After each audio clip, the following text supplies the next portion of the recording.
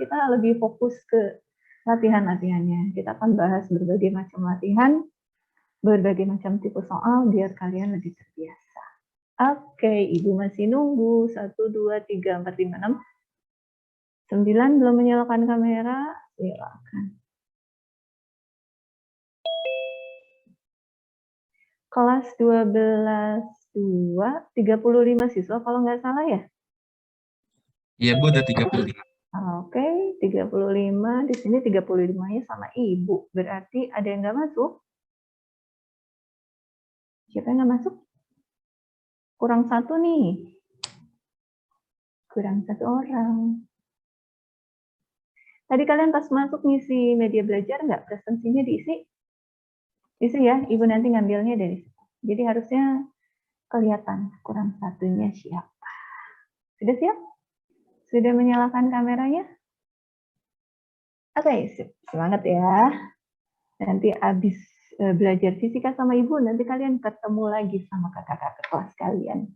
Jadi agak-agak lebih semangat hari ini, walaupun weekend. Oke, Ibu share screen ya. Kita lanjutkan biar lebih cepat.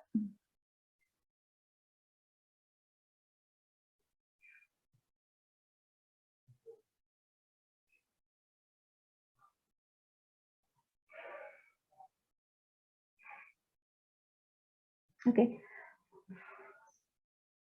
Bagi yang belum mengumpulkan tugas PM-nya, masih Ibu tunggu sih sampai sore ini, jadi silahkan. Bagi yang sudah mengumpulkan, terima kasih. Oke, ini masih kelanjutan dari yang sudah kita bahas. Kalau kita lihat di bagian sini, kita sudah bahas gelombang elektromagnetik ya. Hari ini mau lanjut dikit tentang optik fisisnya, lebih ke rumusnya, tapi sedikit aja. Kemudian nanti masuk ke dualisme gelombang partikel yang ada gambar tadi itu tentang efek fotolistrik dan efek Compton. Kemudian bagian 3 fisika inti kita sentuh sedikit aja karena kalian sudah belajar tentang ini. Nanti tinggal kurangnya apa gitu ya. Jadi hari ini kita percepat pembelajarannya ya. Oke, bagian yang ini sudah kita loncatnya ke sini. Untuk gelombang elektromagnetik, radiasinya sudah kita bahas ya. Jenisnya ada apa aja, pemanfaatannya bagaimana, karakteristiknya bagaimana gitu. Itu sudah kita bahas. Nah, salah satu bagian dari gelombang elektromagnetik itu kan cahaya. Kalau kita bicara tentang cahaya di sini artinya cahaya tampak ya. Mulai dari Meiji Kuhibiniu gitu. Oke, di sini sifat cahaya tuh banyak dan sebagian sudah kalian pelajari di SMP, yang kita bahas di SMA itu adalah difraksi, interferensi, polarisasi. Dan yang bagian terakhir ini nanti bagian yang keduanya itu. Oke, kemudian kita masuk ke sini. Ini pun kita sudah bahas di pertemuan kita sebelumnya tentang interferensi, tapi kita review sedikit biar nanti masuk ya. Interferensi itu penggabungan. Apa yang digabungkan? Gelombangnya. Sebetulnya nggak cuma 2 ini saja yang terjadi, tapi kita ambil yang ekstrim saja. Di mana kalau kita punya 2 gelombang fasenya sama, ketika ini bergabung terjadi interferensi, interferensinya adalah konstruktif. Dalam arti gelombang yang terbentuk itu menjadi sebuah gelombang baru yang memiliki amplitudo 2 kalinya. Sedangkan kalau fasenya berlawanan, maka dia akan saling menghilangkan. Oleh karena itu dia disebut sebagai interferensi destruktif, ya. Gelombangnya nggak muncul. Efeknya bagaimana? Oke, efeknya seperti yang sudah ditampilkan sebelumnya, bahwa muncul nggak di sini ya? Oke, yang ini ya.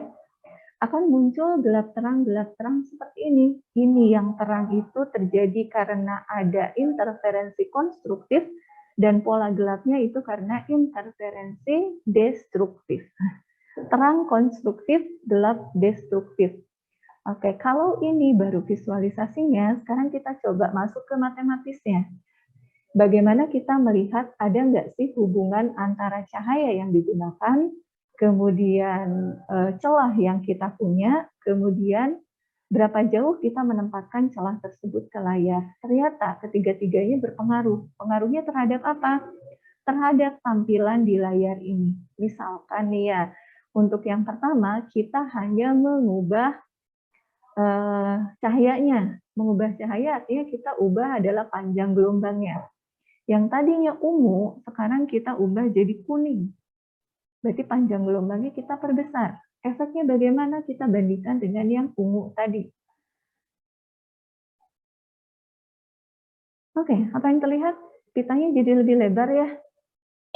Kemudian yang kita lihat itu dia lebih mendekat ke atas. Artinya Y-nya jarak dari terang pusat ke terang yang berikutnya ini akan berubah.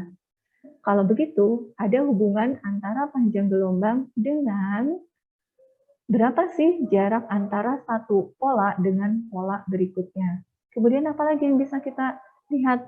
Kita bisa geser sekarang. Kalau tadi jaraknya sejauh ini, sekarang kita dekatkan. Pengaruhnya bagaimana?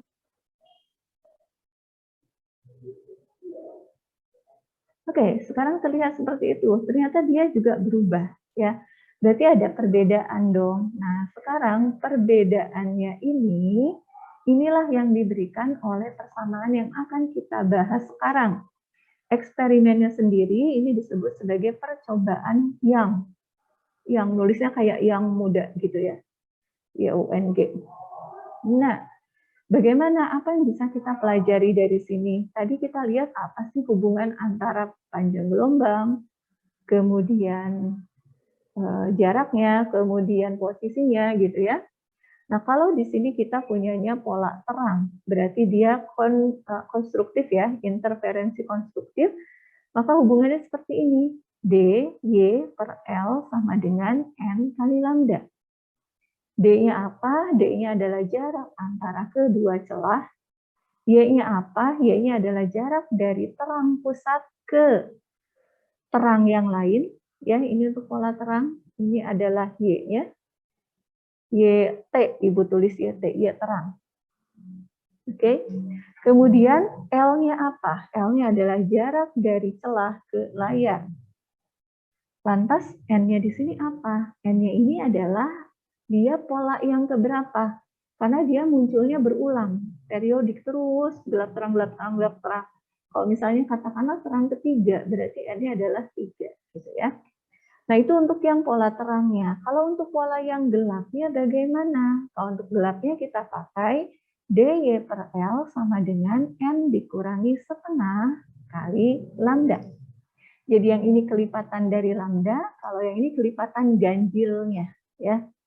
Seperti itu. Itu pola gelap yang muncul. Nah, sekarang kita lihat. Nanti yang kita bahas itu ada 3 bagian. Yang pertama, kalau celahnya cuma 1, kemudian kalau celahnya 2, dan kalau celahnya banyak. Untuk celah yang banyak itu sering disebut dengan kisi. Jadi difraksi pada kisi. Oke, Ibu kembali ke PPT-nya. Ya, setidaknya kalian punya bayangan sekarang seperti apa sih gambarannya gitu. Nah, sekarang masuk ke persamaan yang digunakannya tadi. Oke, kalau nanti tiba-tiba mati seperti biasa, masuk lagi ya. Mudah-mudahan ini minggu terakhir. Minggu depan kita sudah coba Microsoft Teams-nya sehingga tidak terganggu lagi untuk presentasinya. Oke, lanjut dulu dari sini.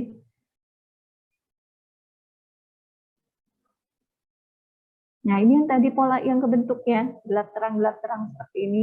Dan percobaannya disebut sebagai interferensi yang. Nah, sekarang kita lihat ke apa ini diagramnya ya. Penggambarannya seperti apa? Kenapa kok bisa muncul rumus yang tadi Ibu berikan? Nah, dari sinilah ketika kita gunakan 2 celah di sini, maka si 2 celah ini seolah-olah jadi sumber.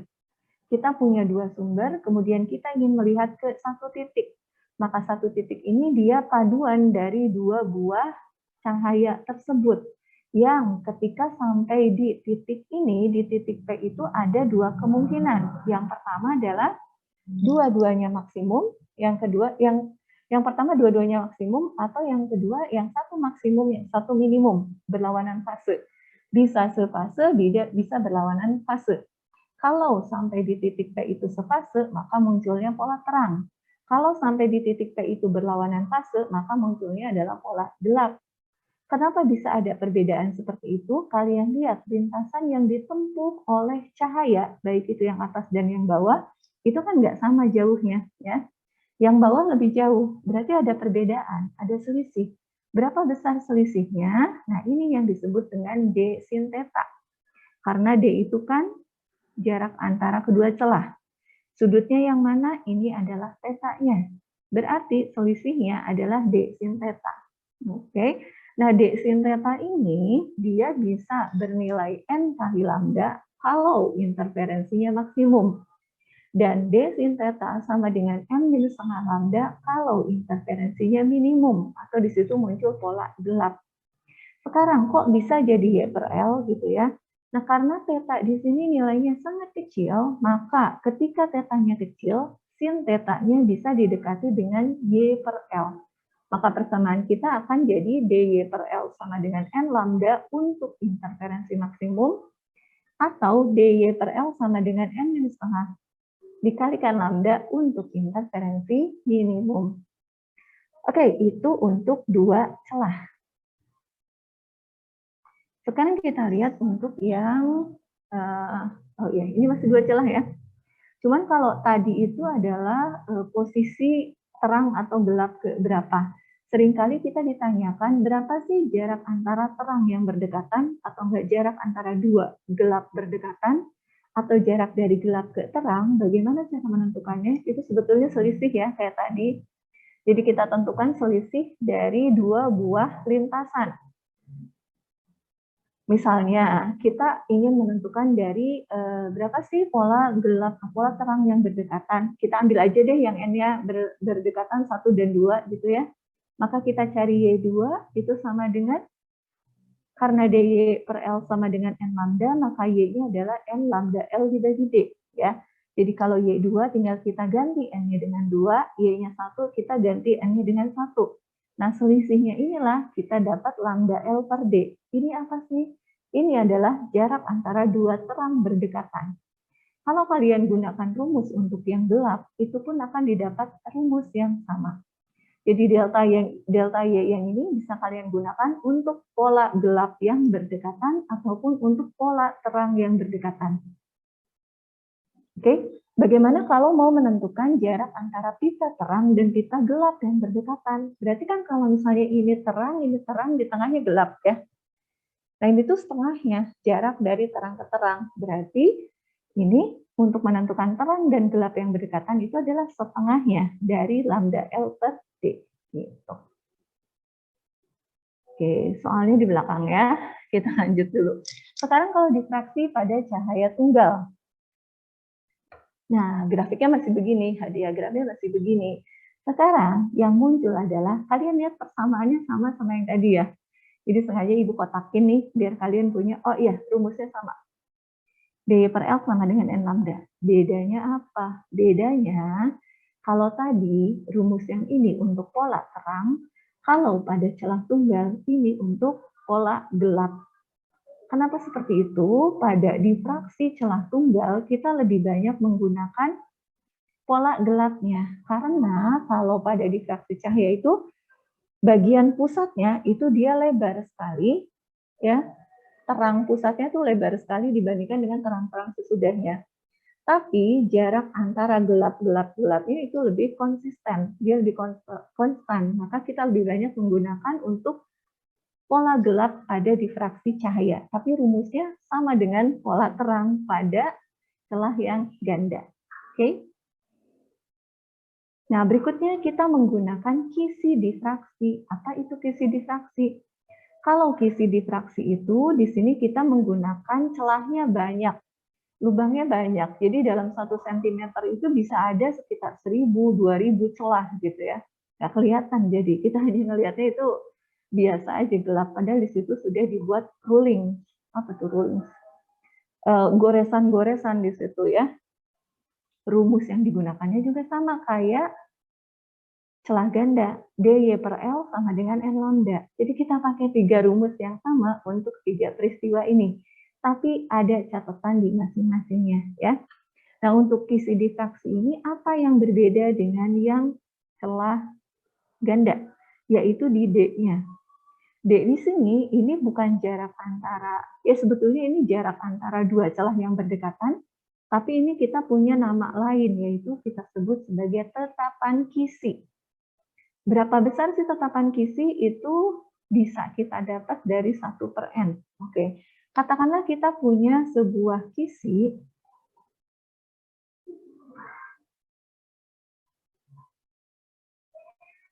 sorry.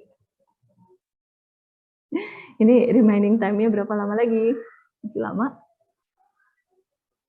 Di Ibu nggak kelihatan? Belum muncul ya? Kayaknya masih lama. Masih aman ya? Oke, biasanya muncul sekitar 10 menitan lagi. Oke, berarti misalnya gini, Ibu punya sebuah celah atau sebuah kisi yang N-nya itu adalah 2000 per 2000 garis per sentimeter. Artinya, kalau Ibu punya 1 cm, di situ ada 2000 goresan, ada 2000 celah. Kecil banget tuh ya. Nah, D-nya bagaimana? Berarti kalau begitu D-nya kita lihat D sama dengan 1/n. Kalau N-nya 2000, berarti ini adalah 1/2000. 2000 setengah kali 10 pangkat min 3 atau 5 kali 10 pangkat min 4. Satuannya apa? Satuannya ikut aja yang ada di sini. Berarti ini adalah sentimeter. Nah, kalau misalnya nanti kalian punya besaran-besaran lainnya yang beda satuannya, maka satuannya harus disesuaikan. Mana yang dipilih, silahkan. Kalian boleh ambil yang manapun, yang pasti itu harus sesuai.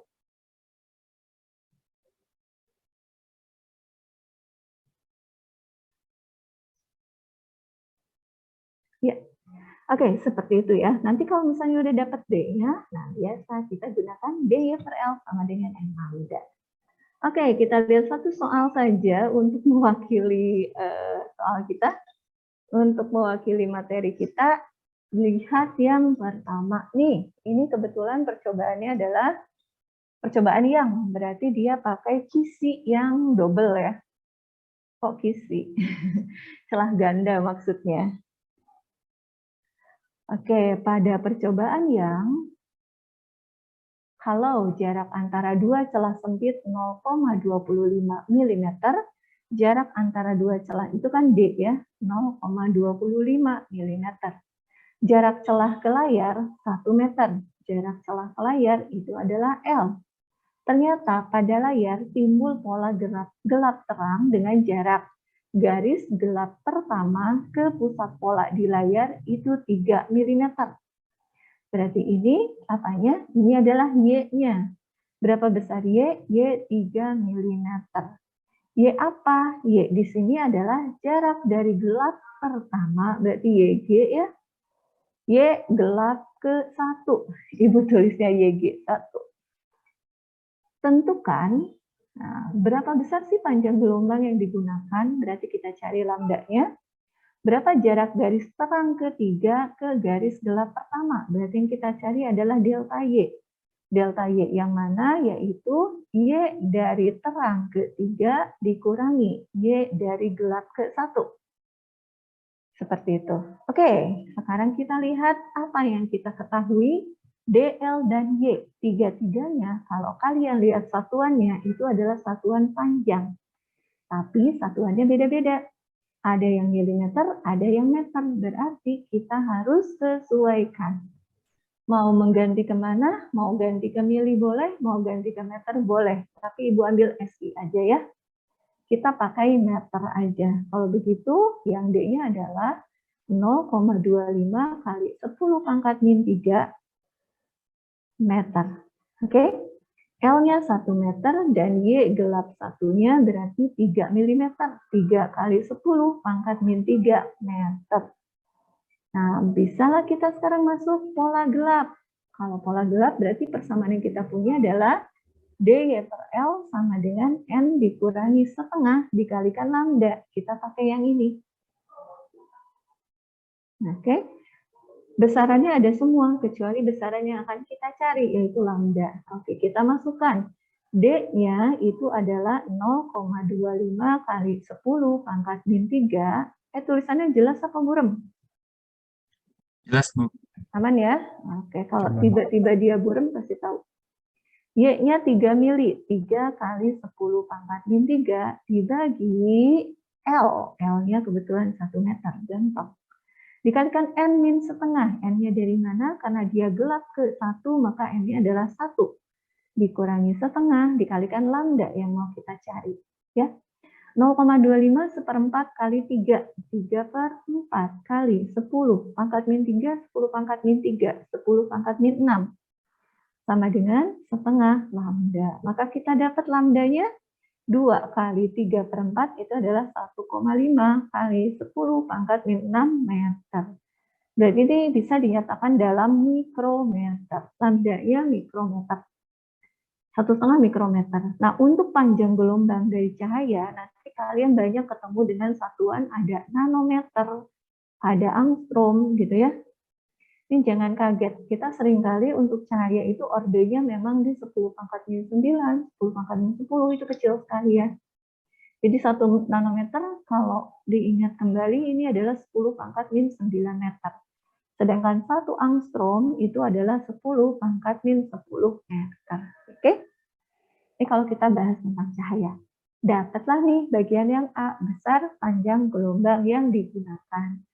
Berikutnya, berapa jarak garis terang ketiga ke garis gelap pertama? Garis gelap pertamanya kita tahu ya, YG1-nya, berarti kita hanya tinggal mencari garis terang ketiga. Bagaimana menentukan garis terang ketiga? Kita pakai DY per L sama dengan N kali lambda. Oke, D-nya ada. D-nya 0,25 kali 10 pangkat min 3. Y-nya yang mau kita cari, L-nya 1. N-nya berapa? Terang ketiga, berarti 3.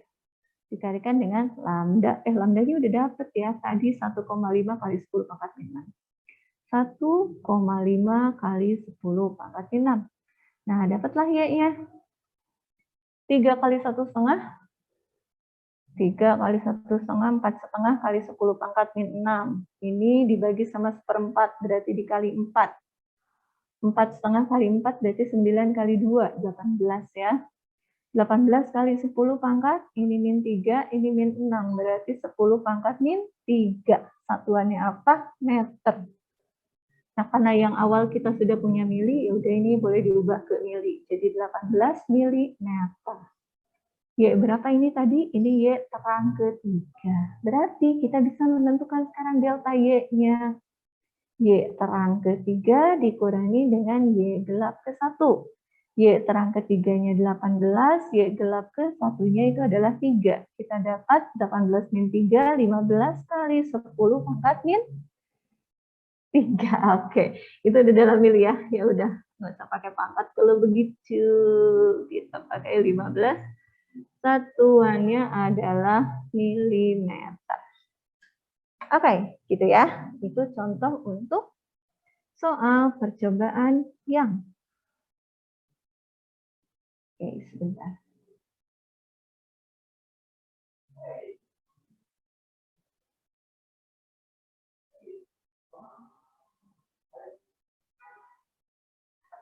Oke, kita lanjut. Nah, sekarang ini contoh yang berikutnya, Ibu skip aja. Sebetulnya sifat dari gelombang cahaya itu ada beberapa yang masih akan dibahas, yaitu lapisan tipis, ya, terjadi juga interferensi di situ. Kalau misalnya lapisan tipis itu yang gampang ya, yang kalian tahu misalnya ada air, kemudian ketumpahan minyak di atas sedikit. Jadi ada lapisan minyak di atas air, minyak tanah kayak gitu. Maka kalian bisa melihat pola pelangi di atas air. Atau enggak kalau lihat adik kalian main gelembung sabun, di gelembung sabun itu juga ada warna pelanginya. Kok bisa seperti itu? Ternyata di situ juga ada peristiwa interferensi konstruktif. Tapi karena cahaya yang diberikannya itu cahaya putih, yang merupakan cahaya polikromatik, artinya dia terdiri dari berbagai panjang gelombang, maka kita ngelihatnya polanya kayak pelangi, gitu ya. Nah, di sini munculnya seperti ini. Syarat interferensi konstruktif pada lapisan tipis. 2nt sama dengan M-1 kali lambda. Tapi Ibu skip aja deh yang itu. Sebetulnya masih ada satu bagian yaitu tentang polarisasi. Polarisasi itu tentang penyerapan pada cahaya, dan itu untuk polarisasi itu dia sifat yang spesifik dari suatu gelombang transversal. Jadi kalau kayak bunyi gitu dia nggak akan ngalamin polarisasi, tapi kalau cahaya itu bisa mengalami polarisasi. Ya, sekarang kita masuk ke bagian yang kedua, dualisme gelombang partikel. Ya, kita mulai dari radiasi thermal dulu. Ya, ini masuk ke sini. Sebetulnya ini posisi awalnya kalian sudah pelajari waktu di kelas 11. Kelas 11 kalian belajar tentang kalor, suhu dan kalor. Nah, perpindahan kalor itu bisa secara konduksi, bisa secara konveksi, bisa secara radiasi. Sekarang yang dibahasnya adalah radiasi thermal berkaitan